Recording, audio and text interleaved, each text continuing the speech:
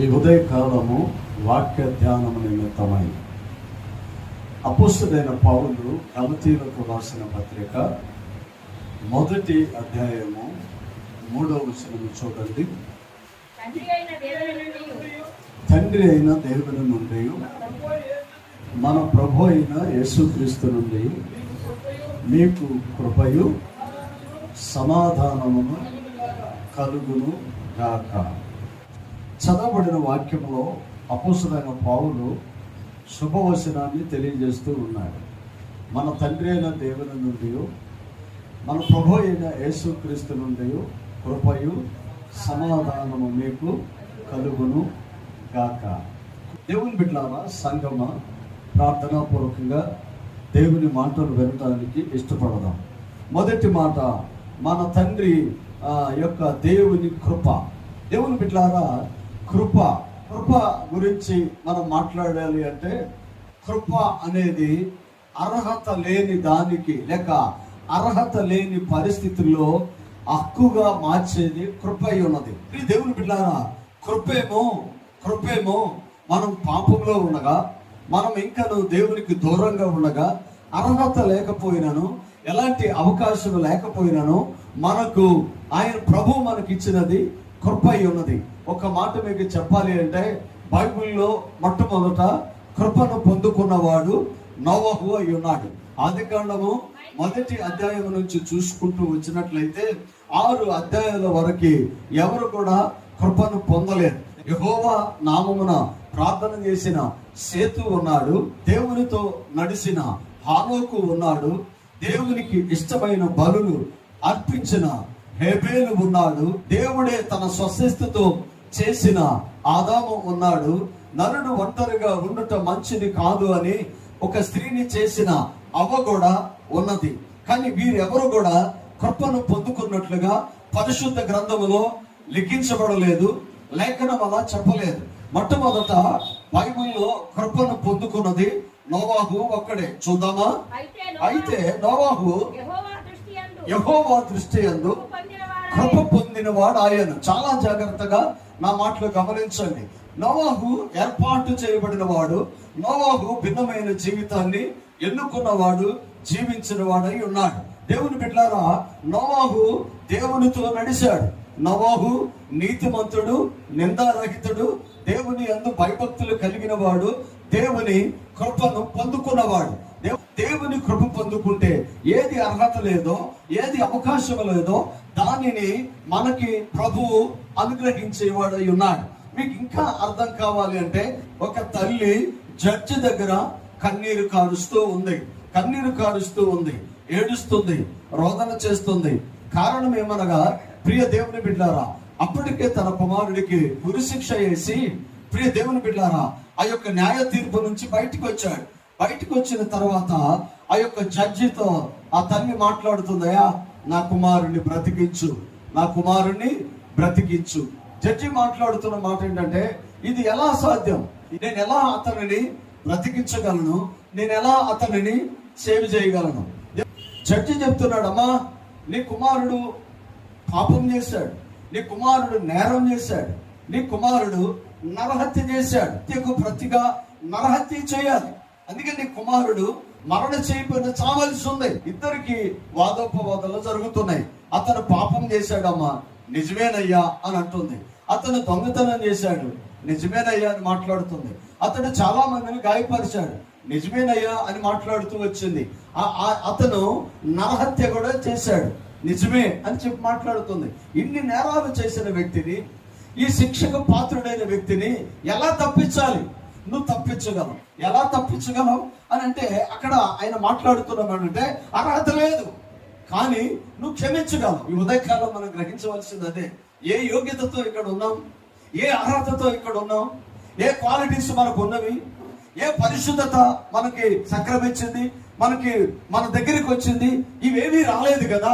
మరి ఎందుకు మనం ఇక్కడ ఉన్నాం? ఒక గొప్ప దైవ సేవకుడు ఓ చక్కని మాట మాట్లాడతాడు. ఆయన మాట్లాడుతున్న మాట, బైబిల్లో ప్రతి వాక్యము విలువైనదే, ప్రతి వాక్యము నాకు ఇష్టమే, కానీ 2 మాటలు నేను ఎప్పుడు కూడా వాటిని అనుసరిస్తాను, వెంబడిస్తాను, అన్వయించుకుంటాను.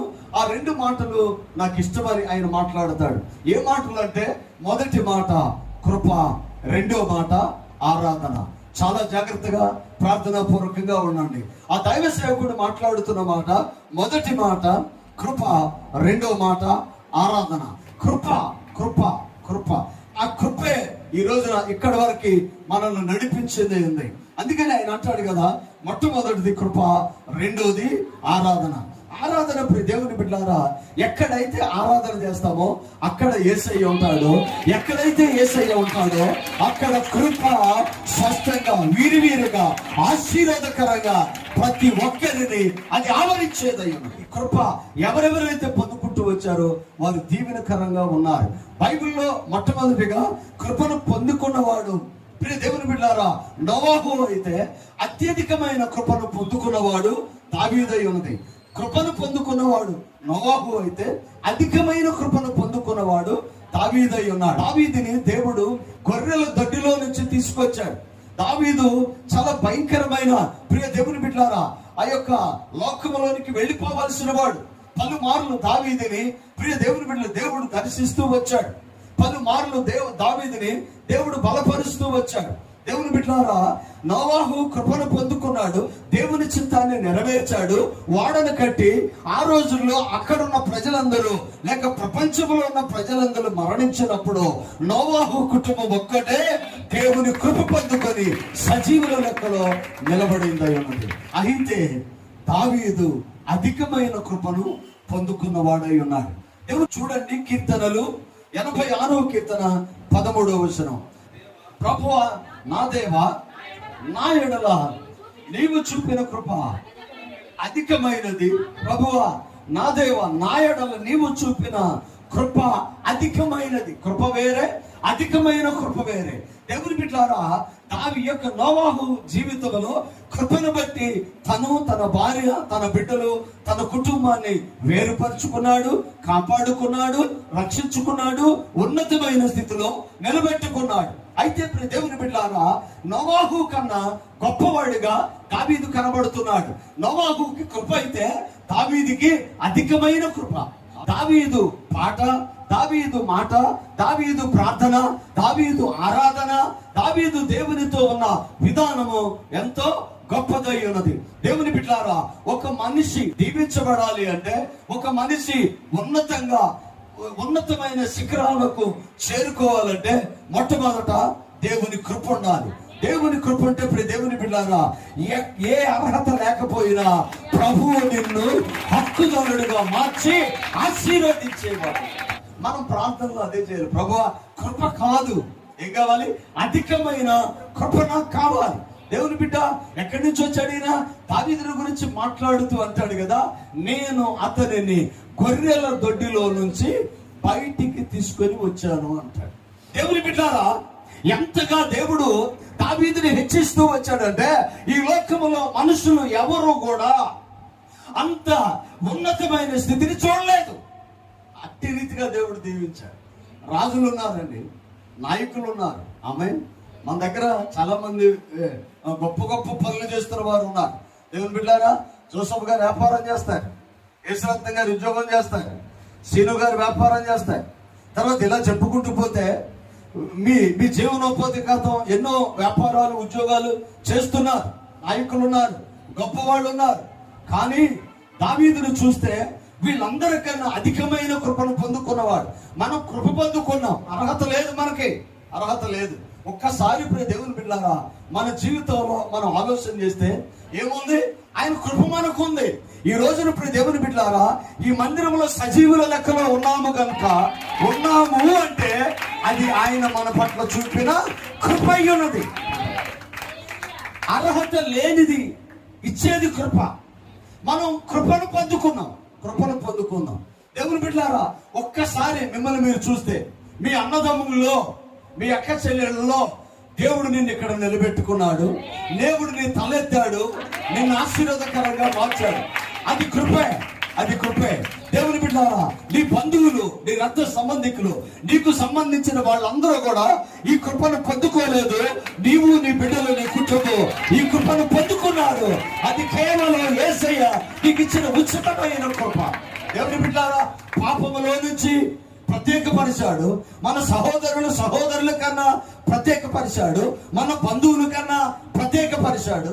2021, 22 సంవత్సరంలో వచ్చిన కరోనా ద్వారా అనేక మంది మరణించినను ఆయన కృప మనలను సజీవుల లెక్కలో నిలబెట్టింది. అందుకని ఇప్పుడు దేవుని బిడ్డారా, కృప కృప కృప. మనం మన దైనందిన జీవితంలో మనం కృతజ్ఞత కలిగి ఉండాల్సింది ఏంటంటే ఆరోగ్యంతో ఉన్నాం. దేవుని కృప. డబ్బు లేకపోవచ్చు, ఈ రోజున ఎంతో మంది గొప్పవాళ్ళు అనుకోవచ్చు, కానీ ఇప్పుడు దేవుడు వాళ్ళకి లేనిది మనకు ఉన్నది ఆయన కృప. ఆరోగ్యంగా ఉండటం దేవుని కృప, నడవటం దేవుని కృప, ఆహారం తీసుకోవటం దేవుని కృప, అది అరగటం దేవుని కృప. దేవుని బిడ్డలారా, హాస్పిటల్లోకి వెళ్ళకుండా ఉండటం దేవుని కృప. దేవుని సన్నిధిలో ఈ రీతిగా ప్రభువు నిలబెట్టాడంటే అది కృపగాక ఏంటి? ఆమేన్, హల్లెలూయా. దేవునికి మహిమ కలుగును గాక.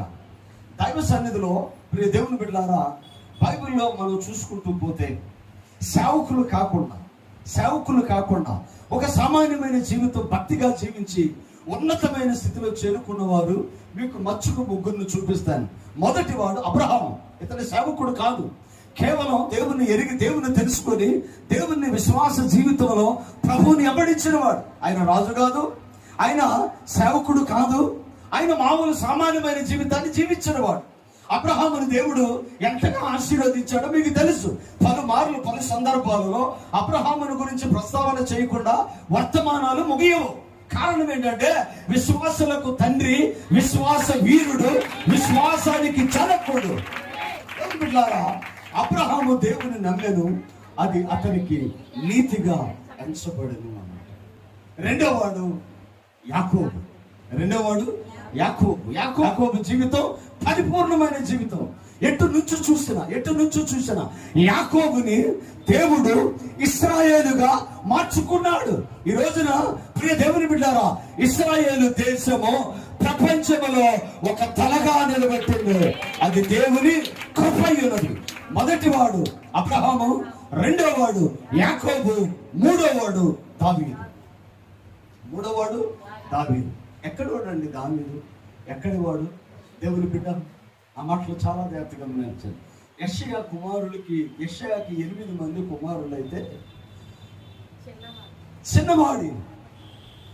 యెషయాకి 8 బిడ్డలు అయితే 8 బిడ్డల్లో చిన్నవాడు దావీదు. అయితే ఒక షెపర్డ్, ఆయన ఒక గొర్రెల కాపరి. పెద్ద మందేమి కాదు, 10-15 గొర్రెలు కాసుకునే ఒక చిన్న కాపరి. అంటే 10-15 గొర్రెలు ఉన్నాయంటే ఆ కుటుంబం ఆర్థికంగా చిన్నదే. కానీ దేవుని బిడ్డలారా, దావీదు ప్రార్థన గొప్పది, దావీదు దర్శనం గొప్పది, దావీదు తెలుసుకున్న దేవుడు గొప్పవాడు, దావీదు ఆరాధన గొప్పది, దావీదు యొక్క కృప గొప్పది. అందుకనే దావీదు ప్రార్థనలో రోమాలు నిక్కరపరిచే ఒక ప్రార్థన చేస్తాడు. దేవా, నేనెక్కలేనంత ఎత్తైన కొండకు నన్ను ఎక్కించమని ప్రార్థన చేస్తాడు. దేవుని బిడ్డ, నా మాటలు చాలా జాగ్రత్తగా భరించాను. నేను ఉన్నవాళ్ళ గురించి మాట్లాడతలేదు, అవకాశాల గురించి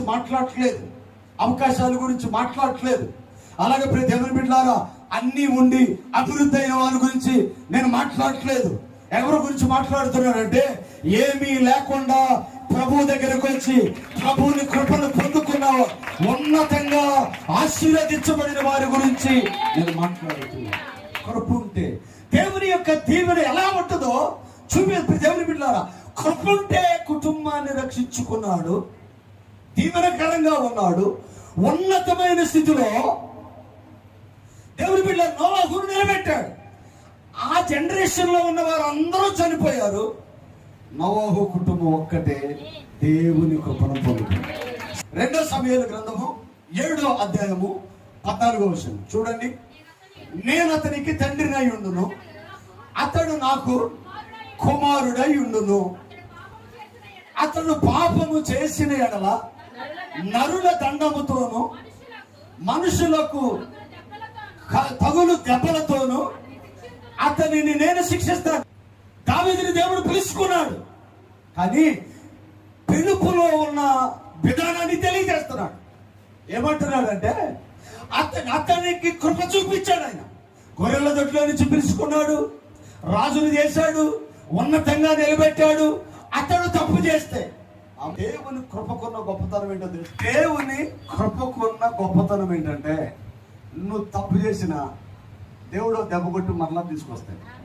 ఇప్పుడు మన పిల్లలు ఉన్నారు, కోపం తెప్పిస్తారు, కొడతాం, మరలా ఏం చేస్తాం, దగ్గర తీసుకుంటాం. దేవుని బిడ్డలారా, నా మాటలు చాలా జాగ్రత్తగా గమనించండి.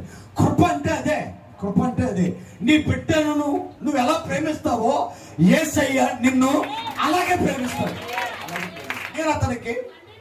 నేను అతనికి తండ్రిని. అతను ఎక్కడున్నా, ఎలా ఉన్నా, ఏ స్థితిలో ఉన్నా, అతను నా బిడ్డే. అతనికి నేను తండ్రిని, అతడు నాకు కుమారుడు. అతడు పాపం చేస్తే వదలం. ఒకవేళ ఎక్కడైనా ఎవరైనా ఇక్కడ ఉన్న వాళ్ళలో ఏదైనా పొరపాటు జరిగినా, పాపం చేసిన, దేవునికి వ్యతిరేకంగా నిలబడ్డా మిమ్మల్ని వదలడం. ఏం చేస్తాడు? అవినా ఏం చేస్తాడు చూడు. నరుల దండముతోను, అంటే లాఠీ ఉంటుంది కదా, పోలీసులు కొడతారు కదా లాఠీ. ఆమె నరుల దండముతోను మనుషులకు తగులు దెబ్బలతోను అతన్ని కొట్టేస్తా. పాపం చేశాడు గనక కొట్టేస్తా. కిందకు వస్తే నిన్ను స్థాపించుటే, నిన్ను బాగు చేయటానికి, నిన్ను సరి చేయటానికి, నిన్ను కొట్టడానికి, నిన్ను స్థిరపరచడానికి, నిన్ను పరిశుద్ధపరచడానికి, నిన్ను ఆయన రూపంలోనికి మార్చుకోవటానికి, నిన్ను ఆయన బిడ్డగా అంగీకరించటానికి ఆయన నిన్ను కొడతాడు. అందుకే కాలు నొప్పి, అందుకే పంటి నొప్పి, అందుకే తలకాయ నొప్పి, అందుకే అప్పుడప్పుడు ప్రాణం బాగోదు. శరీరం బాగోదు కానీ ప్రాణం బాగానే ఉంటుంది. ప్రాణానికి జబ్బులే ఉండవండి. పడతాను కానీ కిందకు వస్తాయి.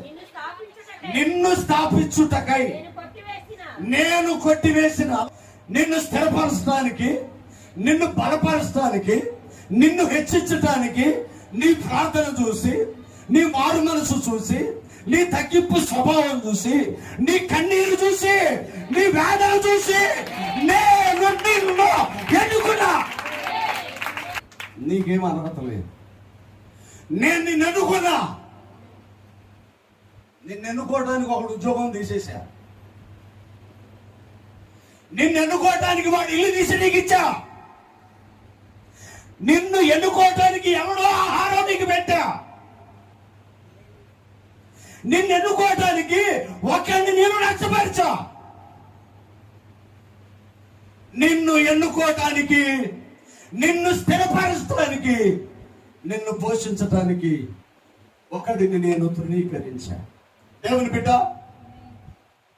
ఈ రోజున నువ్వు ఇక్కడి వరకు దాటి వచ్చావంటే ఎంత మంది నీకు అడ్డుగా ఉన్నవారిని దేవుడు తప్పించాడో, ఎన్ని సమస్యలు తొలగించాడో, ఎంతమంది శత్రువులు హతమార్చాడో, ఎంతమంది నీకు భయపడి పారిపోయాడో, నిన్ను మాత్రము ఆయన పరిశుద్ధ మందిరములో నిలబెట్టుకున్నాడు. రెండు చేతుల పైకెత్తి సపోర్ట్ కొడుతున్నాడు. ఇది కృప, ఇది కృప, ఇది కృప కాదా? నేను కొట్టేశాను. సౌలు నాకు నా కృప దూరం చేశాను. దావీదు, నువ్వు అనుకుంటున్నావు తక్కువగా అనుకుంటున్నావు. ఒక రాజు సింహాసనాన్ని ఖాళీ చేసి, ఇశ్రాయేలీయుల్లో శ్రేష్టమైన వాడు, ఎత్తడి ఉన్నతమైన వాడు, బహుజ్ఞానము కలిగిన వాడు, వాళ్ళలో సౌలు వంటి శ్రేష్ఠుడు లేడు. అందుకనే సౌలుని ఇశ్రాయేలు ప్రజలకు రాజుగా ఎన్నుకున్నాడు. దావీదుని రాజును చేయటం కోసం సౌలుని తీసి పక్కన పెట్టాల్సి వచ్చింది. కారణాలు ఏమైనా కావచ్చు, కానీ దావీదు ప్రార్థన దేవుని దగ్గరికి అంత బలంగా వెళ్ళింది. సౌలుని పక్కన పెట్టేశాడు. సౌలు స్థానంలో ఉన్న దావీదుని తీసుకొచ్చి కూర్చోబెట్టాడు. సౌలు ఎత్తడి జ్ఞానము కలిగిన వాడు, శ్రేష్ఠుడు, యోధా జాతిలో ఉన్నతమైన వాడు, దేవుని దృష్టి 30 లక్షల ప్రజలను ఆయన తేరి చూసినప్పుడు దేవుని కనుదృష్టి సౌలు మీద పడింది. ఆ వ్యక్తిని తీసుకొచ్చి రాజుని చేస్తే దావీదు ప్రార్థన దేవుని మాటకు, దేవుని నిర్ణయాలకి, దేవుని ఆలోచనలకి ఛేదించుకుంటూ పోయి కృపను సొంతం చేసుకుంది. దేవుని బిడ్డారా, నోవాహు పొందుకున్నది కృప, దావీదు పొందుకున్నది అధికమైన కృప. అదే అంటాడు, ఇక్కడ నీ కోసం ఒక వ్యక్తిని నేను ఖాళీ చేయించా, నిన్ను తీసుకెళ్లి సింహాసనం మీద కూర్చోబెట్టా. పిచ్చేసాను, ఊరుకుంటా చెప్తారే, కాళ్ళు ఎరగొట్టేనే నేను బాగు చేస్తాం. బైబిల్ కూడా అదే చెప్పింది, నీ కుడి చేయి నీకు అభ్యంతరం బట్టి తీర్చేదాన్ని తీసి పక్కన పడేసి. కొంతమంది ఎలా ఉంటారంటే డిబేట్గా ఉంటారు. ఒక ఆయన తపస్సు చేస్తూ ఉన్నాడంట. ఎలా తపస్సు చేస్తున్నాడు? ఇలా తపస్సు చేస్తున్నాడు. ఇలా చేస్తూ ఉన్నాడు. ఒకడనేమో కాలుతో దనేశాడు, ఈ కాలుకి శిక్ష వేశాడు. ఒకడనేమో చేతితో దనేశాడు, చేతికి శిక్ష వేశాడు. మనోడు అనుకున్నాడు, ఈ చేయి తప్పు చేసింది, ఈ కాలు తప్పు చేసింది, వీటి రెండింటిని చంపేస్తే ఐఎమ్ సేఫ్ అనుకున్నాడు. వీడు కొద్దిగా అర్థం కావాలని అలాగే ఉన్నాడు కదా, లాగి పెట్టి చెప్ప మీద పెట్టి ఇంకో దెబ్బ వేసాడు. వచ్చినాడు లాగా దెబ్బ కొడితే అప్పుడు ఈ కాలు తీసి ఈ కాలుతో దన్నాడు. ఏ కాలు అయితే పాపం చేయలేదో ఆ కాలుతో దన్నేశాడు.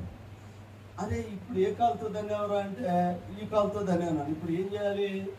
కాళ్ళు 2 ఎండబెట్టాలా, చేతిని ఎండబెట్టాలా? సహోదరుడా, బ్రదర్, తలంపులు, ఆలోచనలు నీ మనసు, నీ హృదయంలో నుంచి వస్తాయి. వాటిని ఇంప్లిమెంట్ చేస్తావు, వాటిని నువ్వు జరిగిస్తావు. ఆ ఆలోచనలు ఏవైతే వచ్చినాయో అవి శరీరం చేస్తుంది. శరీరానికి కాదు శిక్ష పడాల్సింది, హృదయానికి శిక్ష పడాలి. అందుకనే రాతి గుండెలు మాంసపు గుండెగా మార్చగలిగిన వాడు యేసయ్య.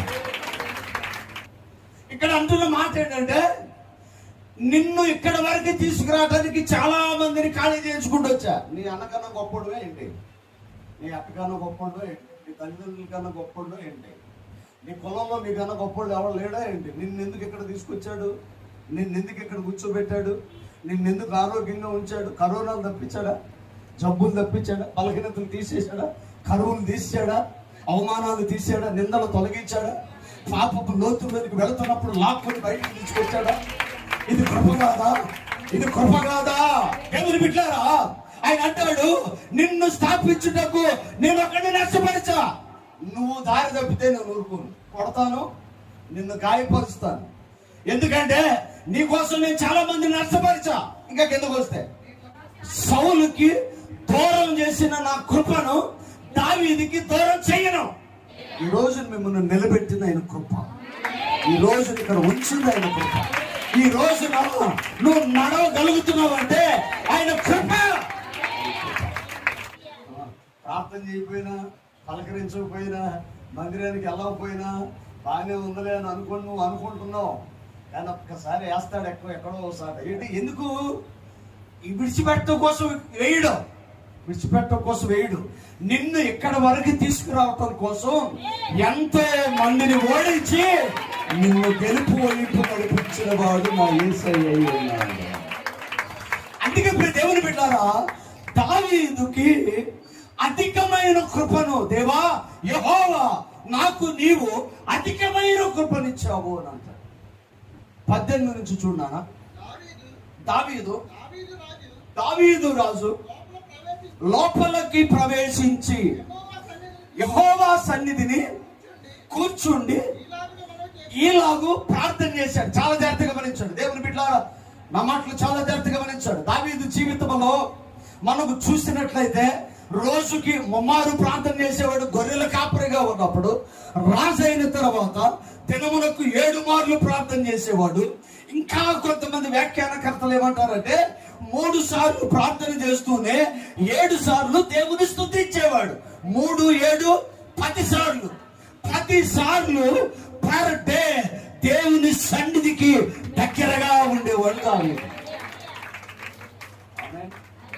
ప్రార్థన చేసి అన్నాలు అవుతుంది, ప్రభువుని అడిగి అన్నాలు అవుతుంది, ప్రభు దగ్గర మోకరిల్లు అన్నాలు అవుతుంది.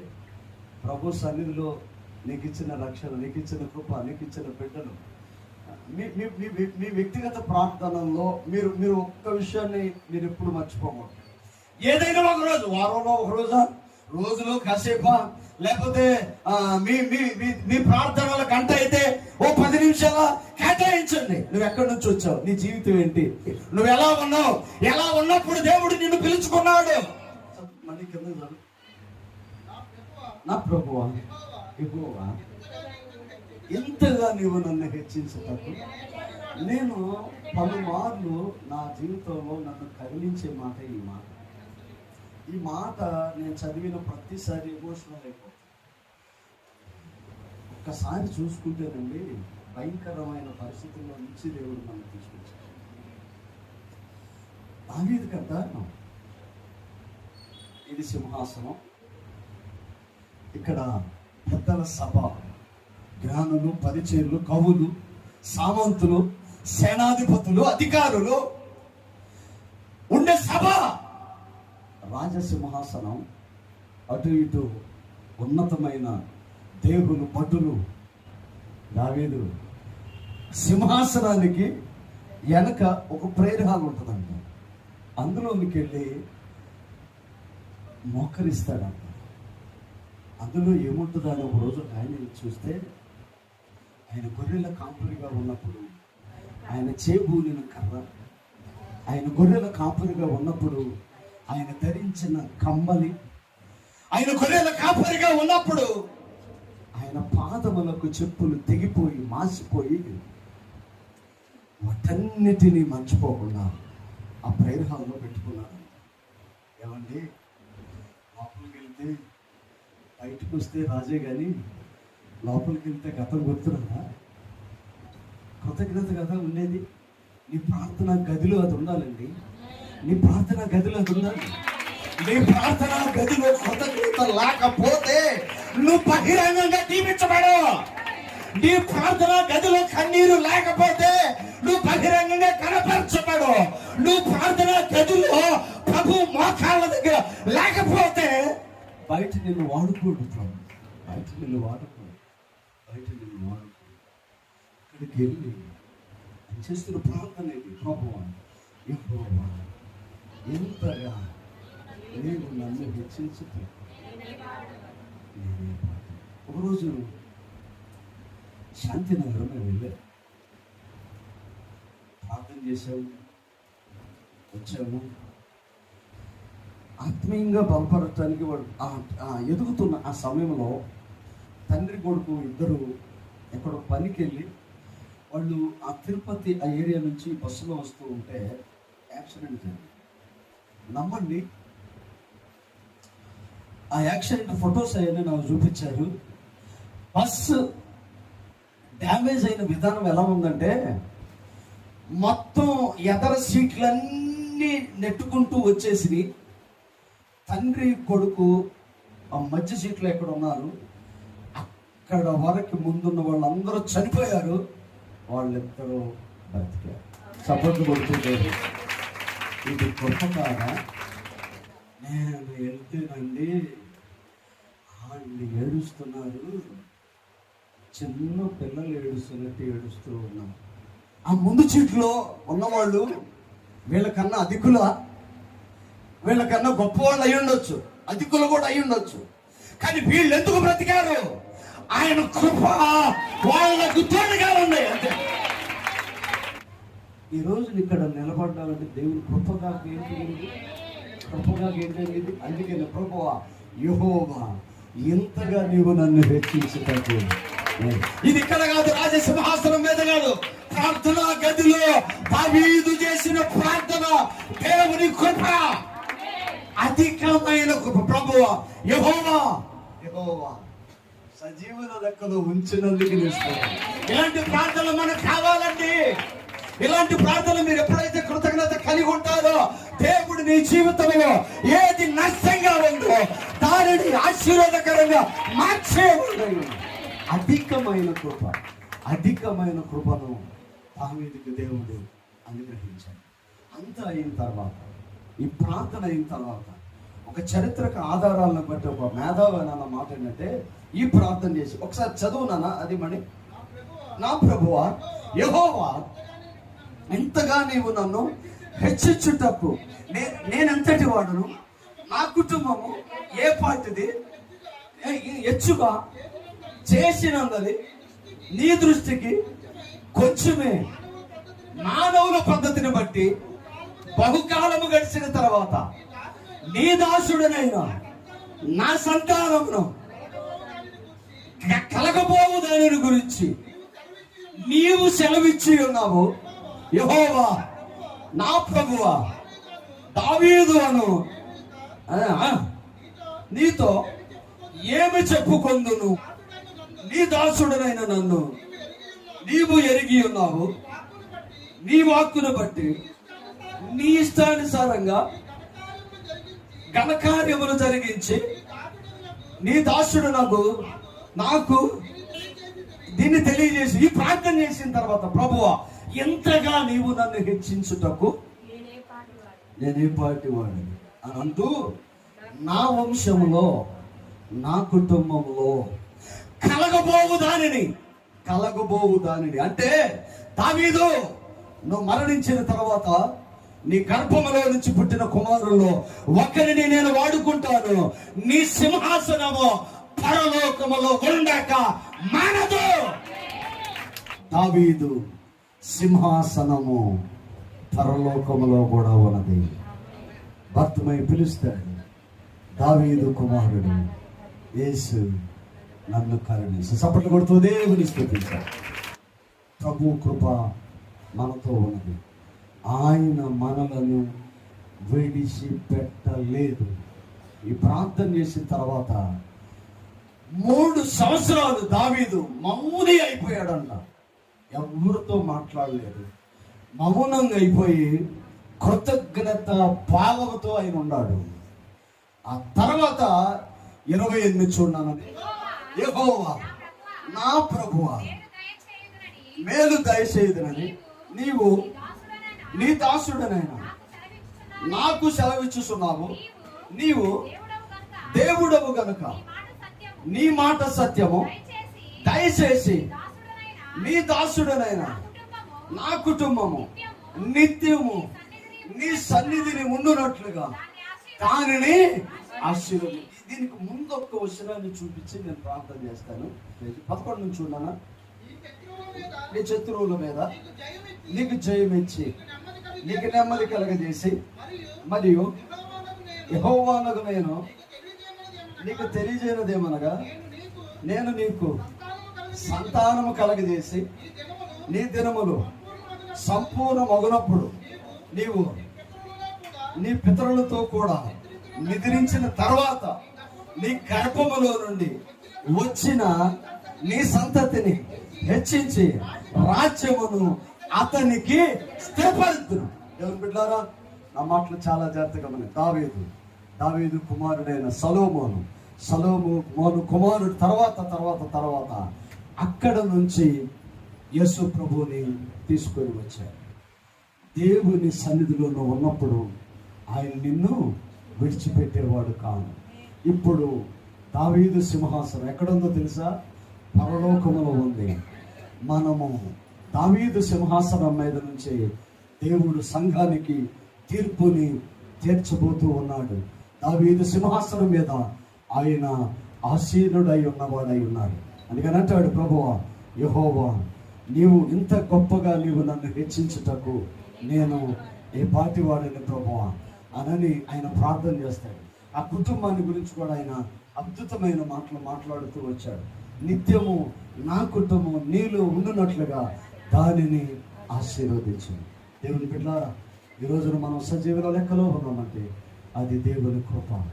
మనకైన కృపనిచ్చాడు, దావీదికి అధికమైన కృపనిచ్చాడు.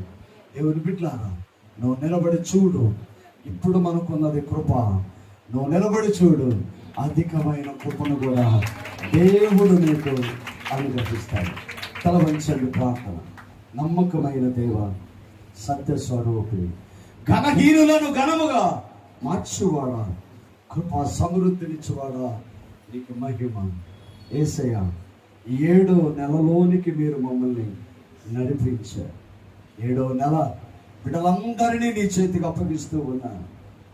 ఇది పరిపూర్ణమైన సంఖ్య. ఇది నీ నెల. నీ కృపను తోడుగా ఉంచు. ఇక్కడ ఉన్న బిడ్డలందరినీ నాయన నీ కృపలో భద్రపరచమని, పేరు పేరును దీవించి వృద్ధిపరచమని యేసు పరిశుద్ధ నామమున అడిగి వేడుకొనుచున్నాము తండ్రి. ఆమేన్.